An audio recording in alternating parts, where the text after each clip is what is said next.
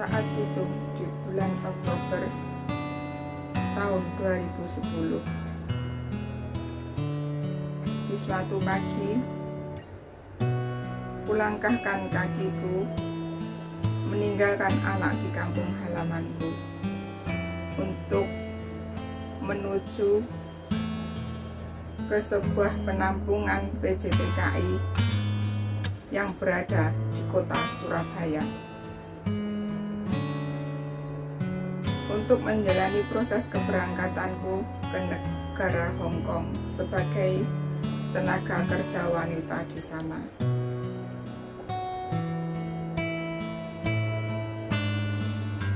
Dengan tekad untuk merubah nasib dan merubah perekonomian keluarga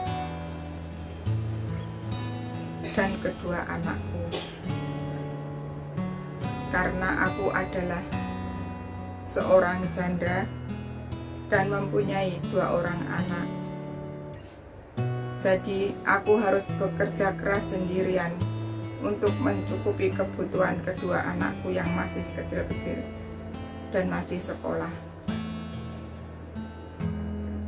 Aku ingin kedua anakku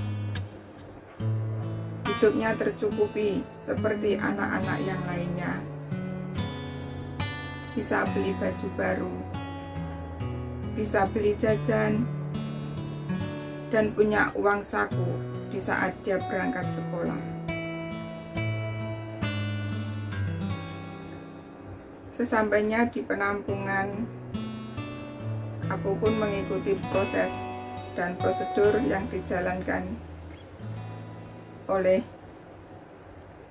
PT PJTKI yang memproses keberangkatan saya, dari mulai medikal, belajar bahasa dan tata boga,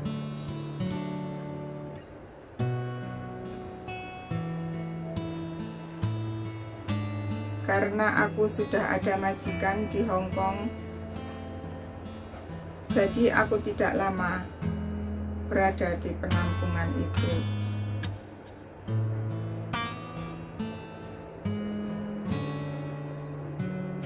Di suatu siang, aku dipanggil oleh staf kantor.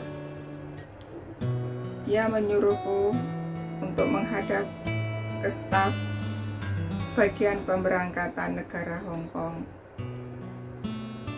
Setelah masuk ke kantor, aku pun dipersilahkan duduk oleh staf itu. Lalu staf itu memberitahukan saya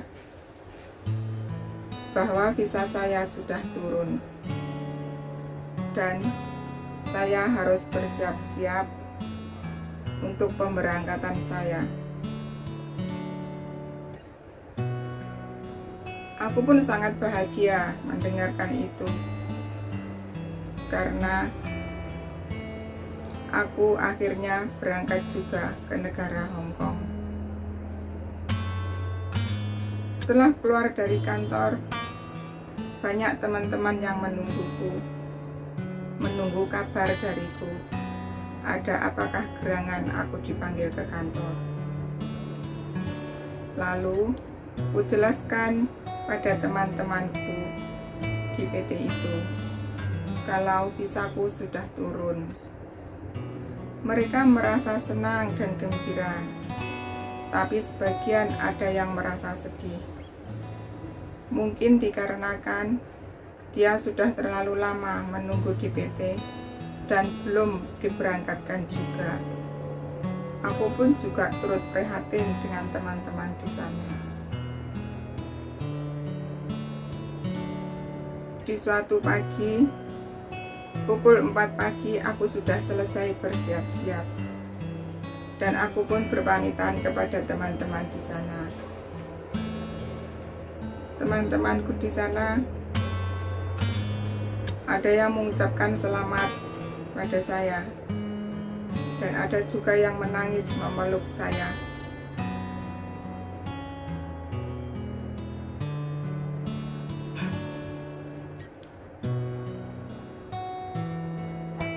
Aku berangkat dengan 5 teman lainnya. Keberangkatan kami pun diiringi oleh isak tangis oleh teman-teman di penampungan. Aku sangat terharu sekali karena mereka sudah lama menunggu di sana, tapi dia belum berangkat juga. Tepat jam 5:30 pagi, kami pun nyampe di Bandara Juanda, Surabaya. Setelah kami turun dari mobil, kami pun lalu berjalan menuju ke tempat check-in. Setelah melalui proses pemeriksaan, kami pun menuju ke ruang tunggu pemberangkatan. Jam 7 pagi, pesawat yang kami tumpangi lepas landas.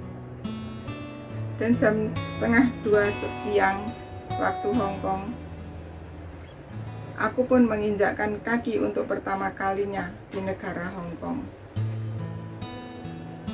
Aku dijemput oleh seorang staf agensi yang mengurusiku di sana. Lalu aku dibawanya ke kantor pusat untuk menjalani check up medikal lagi di sana.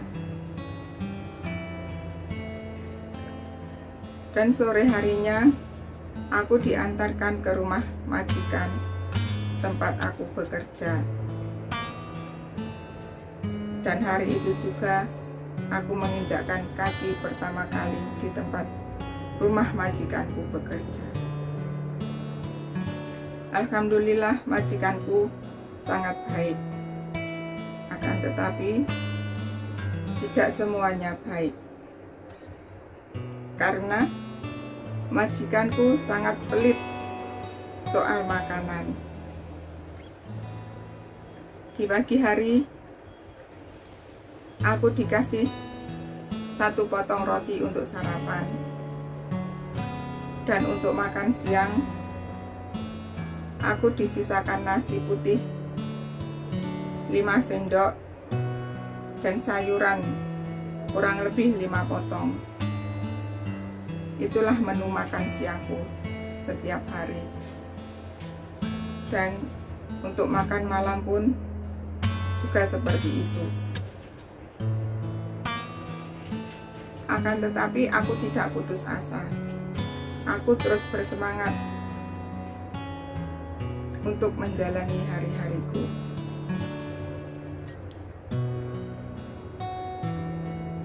Tiga hari aku bekerja di tempat majikan. Aku pun diminta untuk pergi berlibur, karena pada waktu itu adalah hari Minggu, di mana di setiap BMI harus mendapatkan hak cuti setiap 1 minggu sekali. Aku bingung karena aku tidak punya uang.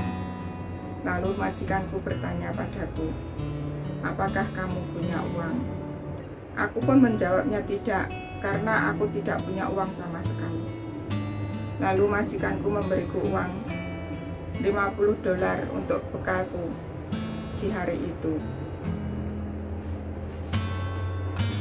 Dan karena aku tidak tahu harus kemana, dan aku pun baru menginjakkan kaki di Hong Kong, lalu aku pun menelpon tetangga kampungku. Dia memintaku untuk menunggu dia di MTR Jingyi. Lalu dia pun menjemputku di sana dan dibawanya aku ke suatu tempat, yaitu di daerah Jinwan, tempat mereka berlibur. Aku pun di sana ditanya-tanya sama temanku. Lalu aku disuruh makan makanan yang dibawa oleh mereka.